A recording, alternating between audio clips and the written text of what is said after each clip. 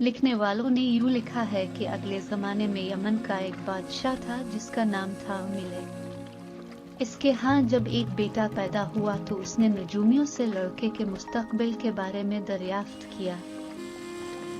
उन्होंने शहजादे को हर तरह से साहिब इकबाल पाया और कहा, ये अल्लाह की खुशनौदी के लिए तमाम उम्र काम करता रहेगा। बादशाह ने इनको इनाम दिया और शहजादे का नाम खातिम रखा। जिस दिन खातिम पैदा हुआ इसी रोज मुल्क में 6000 बच्चे पैदा हुए। बादशाह ने इन सब की परवरिश अपने ज़मी ले ली। 6000 दाइयां इन बच्चों के लिए रखी गई और 4 दाइयां खातिम के वास्ते मुकर्रर की गई। उन्होंने लाख कोशिश की मगर खातिम ने दूध न पिया। बादशाह ने फौरन सियानों को बुलवाया और उसका सबब पूछा। वो बोले कि खातिम पहले दूसरे बच्चों को दूध पिलवाएगा फिर खुद पीगा। चुनाचा जब दूसरे बच्चे दूध पी चुके तब खातिम ने भी दूध पिया। खातिम बचपन ही से ना रोता ना अकेले खाता और ना गफलत की नींद सोता। फजल खुदा से खातिम जब 14 बरस का हुआ तो जो ज़र और जवाहर बाप ने जमा किया था उसे खुदा में खर्च करने लगा। जब शिकार को जाता तो जानवर को जीता ही पकड़ता और छोड़ देता। हसन भी ऐसा पाया था कि जो देखता वो 1000 जान से फरेफ्ता हो जाता। इत्तेफाक से एक दिन जंगल में शिकार खेलने गया कि इतने में एक शेर उड़ाता हुआ नजर आया। खातिम को अंदेशा हुआ कि अगर खंजर मारता हूँ तो ये बेजुबान जख्मी हो जाता है या मारा जाता है, अगर छोड़ता हूँ तो खुद जान गंवाता हूँ। सोचने लगा कि अगर ये मेरा गोश्त खा ले तो इसका पेट भर जाएगा और मुझको सवाब होगा। चुनाचा खातिम शेर के आगे आया और बोला, ये शेर सहराए, मेरा और मेरे घोड़े का गोश्त हाजिर है, अपना पेट भर ले और चला जा। ये सुनते ही शेर अपना सर झुकाकर खातिम के कदमों पर गिर पड़ा। ये देखकर खातिम ने कहा, ये शेर ये मुनासिब नहीं कि खातिम के पास से तो भूखा जाए। अगर मुझको नहीं खाता तो मेरा घोड़ा मौजूद है। शेर कुछ न बोला, सर झुकाकर चला गया। गरज खातिम बराबर खुल्क खुदा की खिदमत करता रहता था। इसी जमाने में मुल्क खरासाहे में एक बादशाह था जिसके अदल और इंसाफ का ये आलम था कि शेर और बिकरी एक ही घाट पर पानी पीते थे। इस जगह बरज़ख नामी एक बड़ा मालदार सौदागर रहा करता था। बादशाह इस पर बड़ा मेहरबान था। इस सौदागर की एक ही बेटी थी जिसका नाम था हसन बानो। सौदागर का जब आखिरी वक्त पहुंचा तो हसन बानो 12 बरस की थी। चुनाचा सौदागर ने हसन बानो को बादशाह के सुपुर्द किया और अबदी नींद सो गया। खुद लालच न किया। बादशाह ने भी इसे अपनी बेटियों की तरह रखा और उसके बाप का सारा ज़र जवाहर इसी को दिया। जब लड़की बड़ी हुई तो अपनी दाई से कहने लगी, ये मेहरबान माँ, दुनिया पानी के बुलबुले की तरह है, इतनी दौलत लेकर मैं अकेली क्या करूंगी। बेहतर यह है कि इसको खुदा में लिटा दूं और खुद शादी ब्याह भी ना करूं बल्कि याद अल्लाह में मशगूल रहूं। अब तुम बताओ कि शादी से किस तरह छुटकारा पाऊं। दीक ने बलाएं लेकर कहा कि जान मादर तो उन 7 सवालों को लिखकर अपने दरवाजे पर लगा दे और ये कह के जो मेरे 7 सवाल पूरे करेगा मैं इसको कबूल करूंगी। वो 7 सवाल ये हैं। पहला सवाल ये है कि एक बार देखा है, दूसरी बार की हवस है। दूसरा सवाल ये है कि नेकी कर दरिया में डाल। तीसरा सवाल ये है कि बदी किसी से ना कर, अगर करेगा तो वही पाएगा। चौथा सवाल ये है कि सच कहने वाले के आगे हमेशा राहत है। 5वां सवाल यह है कि कुनिदा की खबर लाए। 6ठा सवाल यह है कि वो सोती वो मुर्गाबी के अंडे के बराबर मौजूद है, उसकी जोड़ी पैदा करे।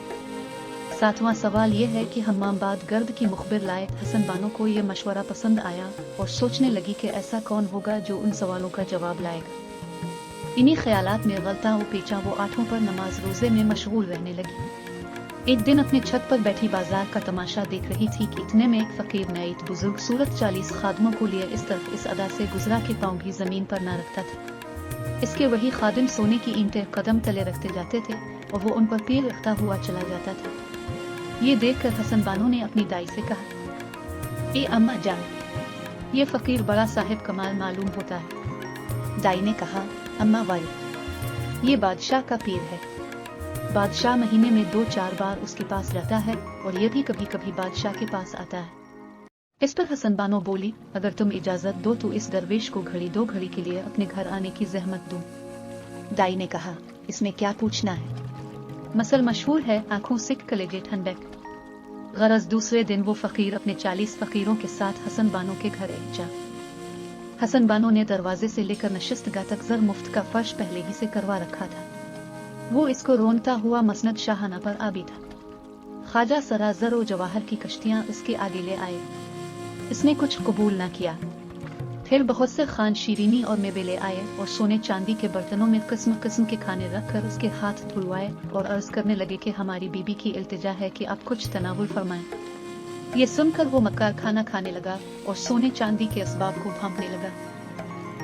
वो हर नवाले के साथ ये सोचता रहा कि आज ही रात ये तमाम कीमती सामान अपने घर ले जाऊंगा। खाने के बाद जड़ाव इत्रदान लाया गया। इसमें इत्र अपनी दाढ़ी और पोशाक में मिला और हसन बानो को दुआएं देकर चला गया। इतने में रात हो गई।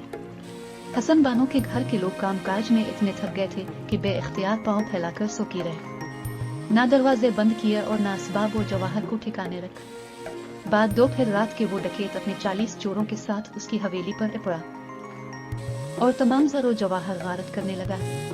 इस अरसे में जो लोग जाग उठे वो उन जालिमों के हाथों जख्मी हुए और कुछ मारे गए। हसन बानो अपने छत से झांक झांक कर देखती थी और उनको पहचान कर अफसोस करती थी कि ये मुआ तो वही फकीर है। गरज रात जूतों काई सुबह को मर्दों और जख्मियों को लेकर बादशाह के पास फरियादी हुई। बादशाह से इसने कहा कल लौंडी ने इस फकीर की मेहमानी की थी। 100 इसने दोपहर रात गए। 40 चोरों के साथ आकर मुझ गरीब का घर लूटा। 10 को जख्मी किया, 2-4 को मार डाला और 11-12 लाख रुपए का ज़रो जवाहर और नकदो असबाब ले गया। खुदा इसका मुंह काला करे कि उसने इस कदर जुल्म और सितम किया। ये सुनते ही बादशाह गुस्से हो गया और बोला, नादान, तुझे कुछ शौर भी है जो ऐसे वली पर तोहमत लगाती? वो तो तमाम जहान की चीजों से नफरत करता है। हसन बानो ने फिर अर्ज की कि ये हजरत, ऐसे काफिर को वली न कहे, ये तो शैतान से भी ज्यादा है। ये सुनकर बादशाह और भी बरहम हो गया और बोला, अरे कोई है, इस बदबख्त लड़की को मेरे सामने ही संसार करे। इतने में एक नेक वजीर उठा और पाया तख्त चूम कर बोला, जहां पना, ये बरज़ख सौदागर की बेटी है, इसके सर पर आप हमेशा शफकत फरमाते थे और अपने पास बटे लाते थे। आज इसको संसार करते हैं। अगर उसके साथ ये सलूक हुआ तो हर एक इस अंदेशे से हलाक होगा कि जहां पना हमारे बाद हमारी औलाद से भी यही सलूक करेंगे और इस ख्याल से आपके गुलाम एक एक करके भागना शुरू कर देंगे और क्या अजब के गनी मुहे से जा मिले। ये अर्ज करनी वाजिब थी, आगे जो मर्जी खुदावंद की। ये सुनकर बादशाह बोला, ये दानिशमंद मैंने तेरी सिफारिश और बरज़ख सौदागर की खातिर से इसकी जाबख्शी की, मगर ये आज ही इस शहर से निकल जाए। हमारे आदमी इसको जलावतन करे और उसके घर का सारा सामान तो शेख खाने शाही लिबास वगैरह रखने का मकान में दाखिल करे। चुनाचा फौज शाही गई और हसन बानो को घर से बेघर करके घर का सारा सामान जो इस फकीर से बचा था उठा ले गई और वो गरीब अपनी दाई के साथ एक जंगल में जा पड़े। जंगल में रू रू कर अपनी दाई से कहती थी कि न जाने ऐसी क्या खता हुई जो मैं इस अजाब में पड़ी। वो इसको गिले लगाकर यूं दिलासा देती थी कि बीबी सब्र कर, अगर अल्लाह फजल करेगा तो फिर सब ठीक हो रहेगा। इसी तरह रोती धोती एक दूसरे जंगल में जा पहुंची और एक दरख्त के साए में जा बैठी। 2-4 दिन की भूखी प्यासी तो थी, बे इख्तियार नींद आ गई। ख्वाब में क्या देखती है कि एक बुजुर्ग सफेद लिबास पहने असाई सब्ज लिए खड़ाओं पन्ने सरहाने खड़े हैं और कह रहे हैं कि गम न खा, वो करीम कारसाज है। इस दरख्त के नीचे 7 बादशाहों की दौलत गई है, अल्लाह ने ये तेरे लिए ही छुपा रखी है। अब उठ और इस खजाने को अपने काम में ला, दिल को अल्लाह की याद में लगा। हसन बानो ने कहा कि मैं एक औरत ना तो वहाँ जमीन क्यों कर खोदूं। बुजुर्ग ने कहा, तो एक लकड़ी से जरा खोद और अल्लाह की कुदरत देख के वो इस मुश्किल को कैसे आसान करता है। ये सुनकर हसन बानो चौंक उठी और दाई से हकीकत कहने लगी। आखिरकार उसने और उसकी दाई ने जब इस दरख्त की जड़ एक लकड़ी से खोदी तो 7 कुल्मे अशरफियों से भरे और 100 संदूक जवाहर से लबालब मिले इसके मोती जो मुर्गाबी के अंडे के बराबर थे दिखाई दिए। हसन बानो निहायत खुश हुई और अल्लाह का शुक्र अदा करके अपनी दाई से कहने लगी कि तुम इस घड़ी शहर से हमारे कुंबे वालों को ले आओ और खाने पीने की चीजें भी लेती आओ। इसने कहा, तुझे तन्हा कैसे छोड़ूं। वो इसी बातचीत में थी कि हसन बानो का दौर का शरीक भाई फकीरों का भेस बनाए आन कला। हसन बानो ने इसे गिले लगा लिया और दिलासा दिया कि तो इत्मीनान रख, अल्लाह ने इस कदर ज़रो जवाहर दिया है कि जिसका हिसाब नहीं। तो ये रकम ले जाकर शहर से हमारे तमाम अजीजों को ले आया और राज मजदूर भी बिलाला ताकि वो एक आलीशान इमारत तैयार करे।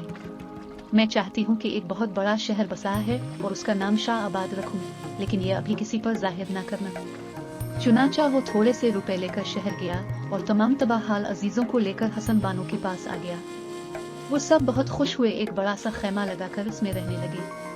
इसके बाद वो फिर शहर से कारीगरों को ले आया और 6 महीने में एक हवेली तैयार हो गई। फिर हसन बानो ने हवेली के गिर्द एक आलीशान शहर आबाद करने का इरादा किया।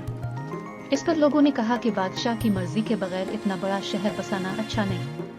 ये सुनकर हसन बानो ने मर्दाना लिबास पहना और एक अरबी घोड़े पर सवार होकर चंद प्यादों को आगे रखकर एक खान जवाहर और एक याकूत का अपने साथ लेकर शहर की तरफ रवाना हुई। बादशाह को खबर हुई कि एक सौदागर बच्चा हुजूर की कदम बोसी के लिए आया है। बादशाह ने इजाजत दी तो वो हाजिर होकर आदाब बजा लाई और नजरानी पेश करके उम्मीदवार मेहरबानी की हुई।